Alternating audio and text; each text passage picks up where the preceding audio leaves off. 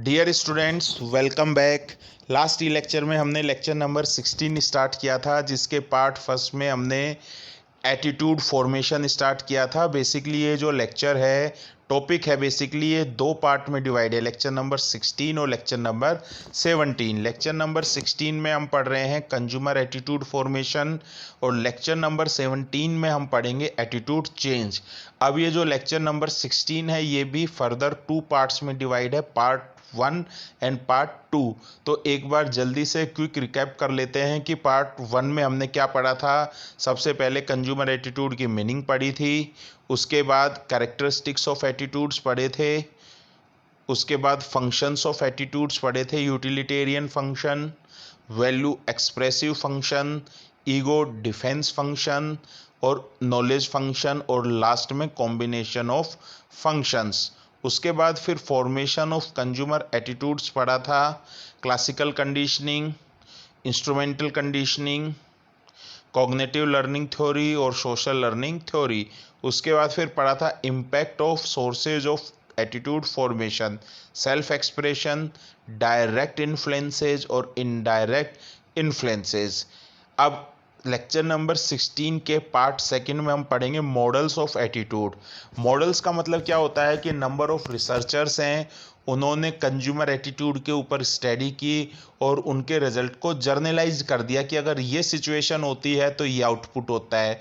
मतलब अगर ये कंडीशंस होगी तो कंज्यूमर का ये एटीट्यूड होगा, कंज्यूमर का एटीट्यूड फॉर्म कैसे कैसे हो सकता है। तो उसके लिए नंबर ऑफ मॉडल्स है। Now we will discuss all these models one by one. तो सबसे फर्स्ट मॉडल क्या है? Tri component attitude model. नाम से ही पता है, ट्राई कंपोनेंट एटीट्यूड मॉडल क्या कहता है कि एटीट्यूड का फॉर्मेशन बेसिकली तीन कंपोनेंट से होता है और ये तीन कंपोनेंट आपस में एक दूसरे से इंटर रिलेटेड होते हैं। नॉलेज की वजह से, जिसे कॉग्निटिव बोला गया, फीलिंग और इमोशंस की वजह से, जिसे अफेक्शन बोला गया, अफेक्ट कंपोनेंट बोला गया, और एक्शन, जिसे कॉग्निटिव कंपोनेंट बोला गया। तो अगर आप देखोगे एक साइकिल में है, इट मीन्स ये कंपोनेंट्स एक दूसरे से क्या है, रिलेटेड है। तो फर्स्ट क्या है? नॉलेज और द कॉग्निटिव कंपोनेंट। ये आपको मैं ऑलरेडी बता चुका हूँ कि एटीट्यूड का फॉर्मेशन होता है हमारी नॉलेज की वजह से, कि हमारे पास जिन प्रोडक्ट्स के लिए जितनी ज़्यादा नॉलेज होगी उनके लिए हमारा एटीट्यूड पॉजिटिव या नेगेटिव बनेगा, और जिन प्रोडक्ट्स की हमारे पास नॉलेज नहीं होगी उनके लिए हमारा एटीट्यूड न्यूट्रल रहेगा। सीधी सी बात है, अगर हम किसी पर्सन को नहीं जानते हैं तो उसके लिए एटीट्यूड हमारा न्यूट्रल रहेगा, और अगर हमारे पास किसी पर्सन की नॉलेज है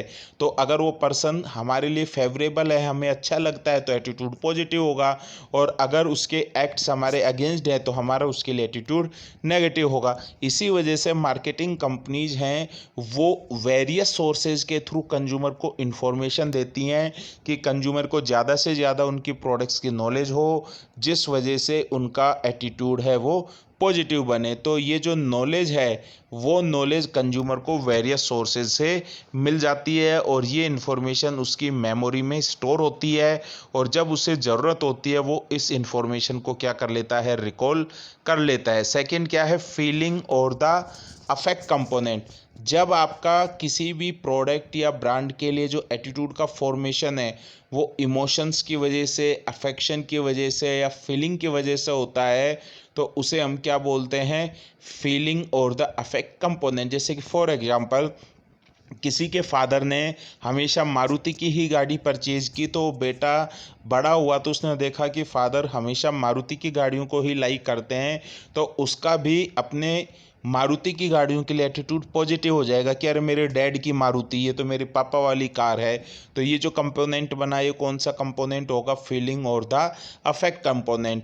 या फिर किसी बच्चे ने देखा कि उसके फादर हमेशा जिलेट से ही शेविंग करते हैं, तो जब उसने खुद शेविंग स्टार्ट की तो उसने भी जिलेट ब्रांड को यूज़ किया, क्योंकि उससे उसको अपने पापा की यादें जुड़ी हुई महसूस हुई। तो ये जो कंपोनेंट है वो कौन सा कंपोनेंट है? फीलिंग और द अफेक्ट कंपोनेंट। इसी तरीके से लोगों ने देखा, उन्होंने केएफसी को मैकडोनल्ड के ऊपर फेवरेबल किया, क्योंकि उन्हें लगता है कि जो केएफसी के एम्प्लॉयज़ हैं वो ज़्यादा चैरिटेबल सोशल वर्क करते हैं, तो उनका केएफसी के साथ इमोशन जुड़ा हुआ है, तो उसके लिए उनका एटीट्यूड क्या हो गया है? पॉजिटिव हो गया है। नेक्स्ट क्या है, बिहेवियरल और द कॉग्निटिव कंपोनेंट। तो ये जो एटीट्यूड का कंपोनेंट है, ये एटीट्यूड का बेसिकली आउटकम है। नॉलेज की वजह से और इमोशंस की वजह से जो हमारा एटीट्यूड का फॉर्मेशन हुआ है, उसको हम शो किसके थ्रू करते हैं, बिहेवियर की वजह से। आपका अब KFC के लिए एटीट्यूड पॉजिटिव है तो आप हमेशा KFC के रेस्टोरेंट में जाओगे। अगर आपका जिलेट के प्रोडक्ट्स के लिए एटीट्यूड पॉजिटिव है तो आप जिलेट के ही रेजर्स को परचेज कर रहे हो, शेविंग फोम को परचेज कर रहे हो। आपका मारुति की गाड़ी के लिए एटीट्यूड पॉजिटिव है तो आप मारुति की गाड़ी को ही परचेज कर रहे हो। तो इसे हम क्या बोलते हैं, बिहेवियरल और द कॉग्निटिव कंपोनेंट बोलते हैं।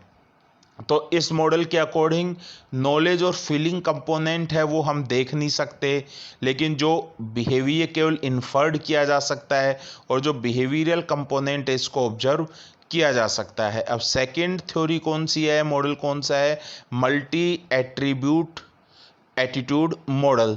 तो बेसिकली मार्टिन फिशबीन और उसके एसोसिएट ने एक सीरीज ऑफ मॉडल्स है वो प्रपोज की थी, इसीलिए उसका नाम क्या रखा गया है, मल्टी एट्रीब्यूट एटीट्यूड मॉडल्स। तो इसमें कौन कौन से मॉडल हैं, फर्स्ट क्या है, attitude toward object model, second क्या है, एटीट्यूड टुवर्ड बिहेवियरल मॉडल, और थर्ड क्या है, the theory of reasoned action model. Each of these explain below. तो फर्स्ट क्या है, एटीट्यूड टुवर्ड्स ऑब्जेक्ट मॉडल। नाम से ही पता है एटीट्यूड टुवर्ड ऑब्जेक्ट मॉडल क्या कहता है कि कंज्यूमर का एटीट्यूड किसी भी प्रोडक्ट या सर्विस के लिए फंक्शन है किसका, प्रेजेंस और एब्सेंस ऑफ सर्टेन एट्रीब्यूट्स, और उसके इवोल्यूशन कि उस प्रोडक्ट में वो पर्टिकुलर एट्रीब्यूट जिसको कस्टमर ढूंढ रहा था वो अवेलेबल है या नहीं है। अगर है तो एटीट्यूड पॉजिटिव और नहीं है तो एटीट्यूड नेगेटिव। जैसे फॉर एग्जांपल कोई कस्टमर है, वो गाड़ी है, उसमें वो सबसे फर्स्ट इंपॉर्टेंट एट्रीब्यूट देता है एवरेज को, तो जिन और उसी को ही वो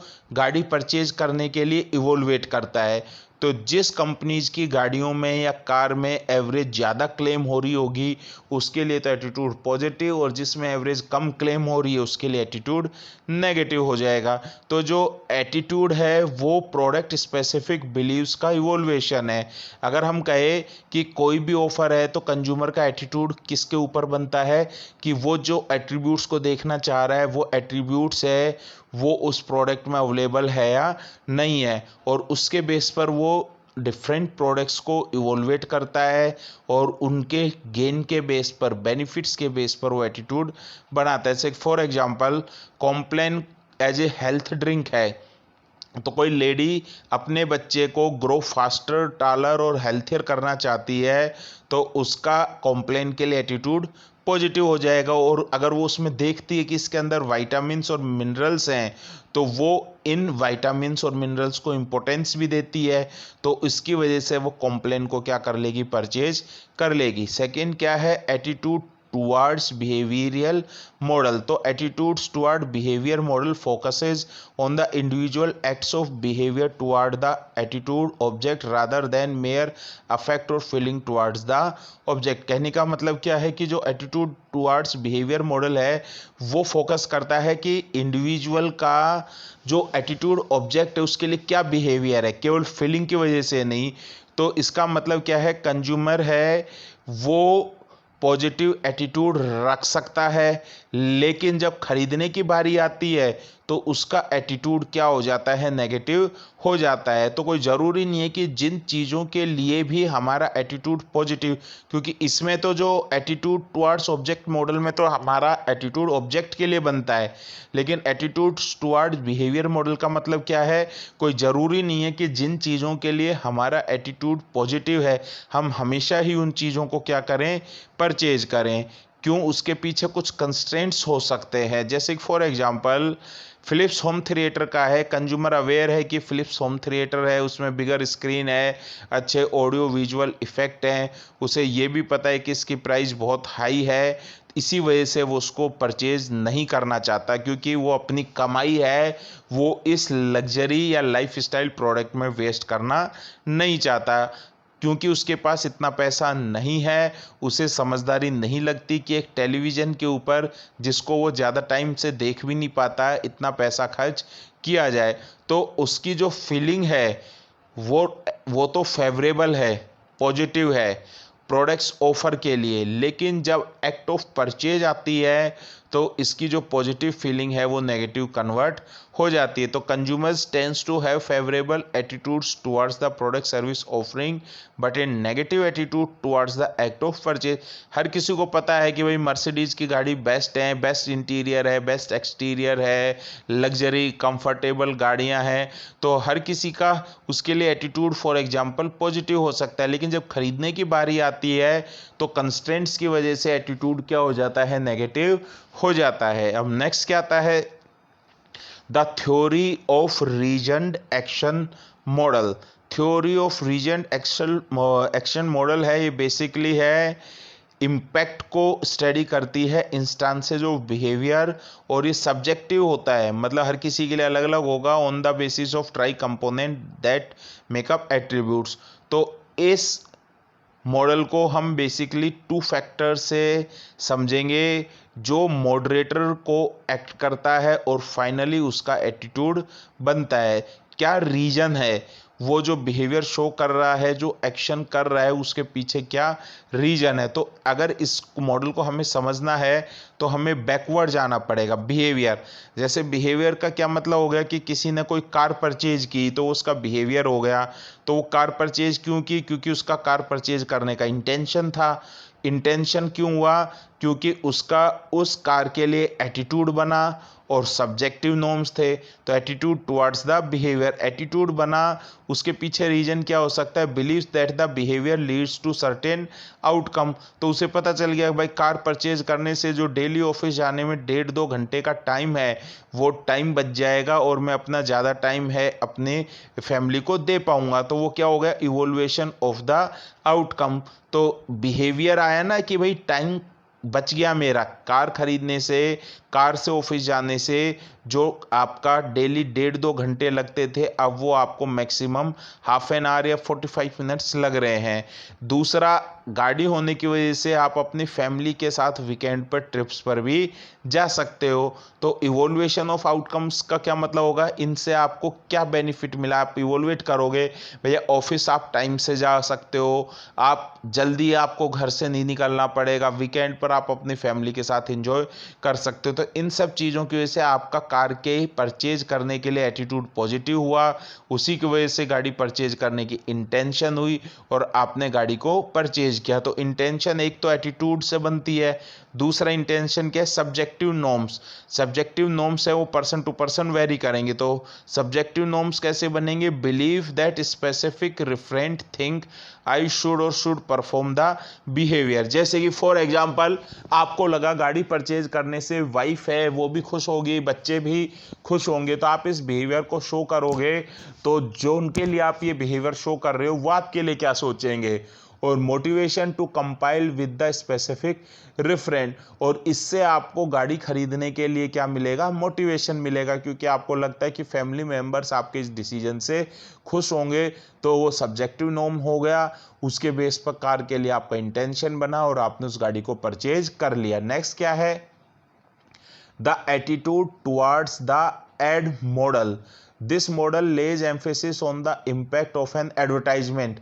कंपनी अपने प्रोडक्ट्स की जो एडवर्टाइजमेंट देती है, चाहे प्रिंट मीडिया में दे चाहे ऑडियो विजुअल मीडिया में दे, तो उसके बेस पर भी कंज्यूमर का प्रोडक्ट्स या सर्विस या ब्रांड्स के लिए एटीट्यूड बनता है। तो उसे हम क्या बोलते हैं, attitude towards the ad model. तो कैसे बनेगा, एक्सपोजर टू एन एड। आप टेलीविजन देख रहे हो या आप न्यूज़पेपर पढ़ रहे हो, तो आपने कोई एडवर्टाइजमेंट देखी किसी कंपनी के प्रोडक्ट या ब्रांड की, तो आपका उसके लिए क्या हुआ, एक्सपोजर हुआ। अब एक्सपोजर आगे जाकर 2 रूट्स पर जाएगा, feeling from the ad, affection की उस एड को देखकर क्या फीलिंग आई आपकी।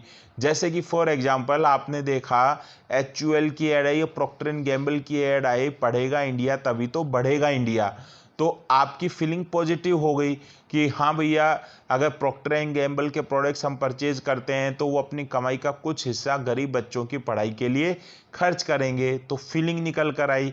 Next, judgement about the ad, cognition. आपने उस एड में एरियल की एड देखी थी कि ये दागों को अच्छे ढंग से, जिद्दी दागों को रिमूव करता है, तो आपका उस प्रोडक्ट के लिए जजमेंट भी हो गया, तो फीलिंग से भी एटीट्यूड पॉजिटिव बन गया। और जजमेंट से बिलीफ हो गया कि हाँ भैया क्योंकि मेरे कपड़े बहुत ज़्यादा गंदे होते हैं तो एरियल मेरे लिए बेस्ट ब्रांड रहेगा।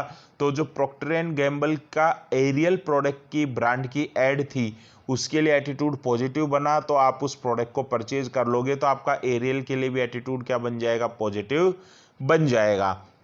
और नेक्स्ट किसमें क्या आता है, मेजरमेंट ऑफ एटीट्यूड। जैसा कि मैंने आपको पहले भी बताया था, एटीट्यूड को हम मेजर कर सकते हैं, एटीट्यूड को हम देख नहीं सकते, केवल इन्फर्ड कर सकते हैं इंडिविजुअल के बिहेवियर से। तो बेसिकली दो टाइप के स्केल होते हैं, क्वालिटेटिव स्केल्स और क्वांटिटेटिव स्केल। क्वांटिटेटिव स्केल्स वो स्केल होते हैं जिस पर हम डायरेक्ट ऑब्जेक्ट को पुट कर कर वैल्यू मेजर कर लेते हैं, जैसे weight scale, height scale, distance scale, temperature scale. किसी के क्या बुखार है या नहीं है तो हम तुरंत थर्मामीटर से उसका टेम्परेचर चेक कर लेते हैं, किसका कितना वेट है तो डायरेक्ट वेट स्केल से हम उसका वेट मेजर कर लेते हैं। तो ये तो क्वांटिटेटिव स्केल्स हैं। और कई बार हम डायरेक्ट पैरामीटर को मेजर्स नहीं कर सकते तो उसके लिए हम है क्वालिटेटिव स्केल्स का यूज करते हैं। तो बेसिकली जो एटीट्यूड है उसके लिए क्वालिटेटिव स्केल्स का यूज किया जाता है और एटीट्यूड को ऑब्जर्वेशन के थ्रू मेजर किया जाता है। और क्वालिटेटिव को क्वांटिटेटिव में कन्वर्ट करने के लिए हम रेटिंग स्केल्स का भी क्या करते हैं, यूज करते हैं। तो ऑब्जर्वेशन का क्या मतलब है कि हम रिस्पोंडेंट के बिहेवियर को ऑब्जर्व कर कर एटीट्यूड कर सकते हैं। कोई हमेशा पेप्सी ही परचेज करता है तो इट मीन्स उसका पेप्सी के लिए एटीट्यूड पॉजिटिव है। कोई हमेशा कोलगेट टूथपेस्ट यूज करता है, इट मीन्स उसका कोलगेट टूथपेस्ट के लिए एटीट्यूड पॉजिटिव है। सेकंड क्या जाएगा, क्वालिटेटिव स्टडी। एटीट्यूड को हम क्वालिटेटिव स्टडीज से मेजर कर सकते हैं जिसमें फोकस ग्रुप्स, मतलब जो कस्टमर उस प्रोडक्ट को यूज करते हैं हम उनको एक जगह एक साथ डिस्कशन कर सकते हैं कि क्या रीजन है, क्यों। क्वालिटेटिव स्केल से वाई एस्पेक्ट निकल कर आता है, क्यों उस प्रोडक्ट को परचेज कर रहे हैं, तो उससे हमें उनका एटीट्यूड पता चल जाएगा। डेफ्थ इंटरव्यू में हम 1 बाय 1 डिस्कस करते हैं, बुलाकर पूछते हैं, उससे हमें एटीट्यूड पता चल जाएगा। और साइकोलॉजिकल टेस्ट में कुछ टेस्ट होते हैं, क्वेश्चंस होते हैं, उन क्वेश्चंस का आंसर देता है, उससे हमें पता चल जाता है। और लास्ट क्या आता है, क्वांटिटेटिव स्केल। इसमें बेसिकली रेटिंग स्केल्स आते हैं। रेटिंग स्केल्स में लिकर्ट स्केल होता है जिसमें क्वेश्चंस होते हैं और वो हाईली फेवरेबल से हाईली अनफेवरेबल की तरफ होते हैं। जैसे कि कस्टमर से हम सेटिस्फैक्शन पूछ रहे हैं, highly satisfied, satisfied, neither satisfied, not dissatisfied, dissatisfied, highly dissatisfied. तो ये कौन सा स्केल होगा, लिकर्ट स्केल होगा। सेकंड क्या आ जाता है, सिमेंटिक डिफरेंशिएशन स्केल। जैसे कि आप फॉर एग्जांपल ये देख रहे हो, I believe this product is made of high quality material, strongly agree, disagree, neutral, agree, strongly agree. तो ये लिकर्ट स्केल है। I would recommend this product to someone else. तो स्ट्रांगली एग्री और agree it means आपका attitude positive है।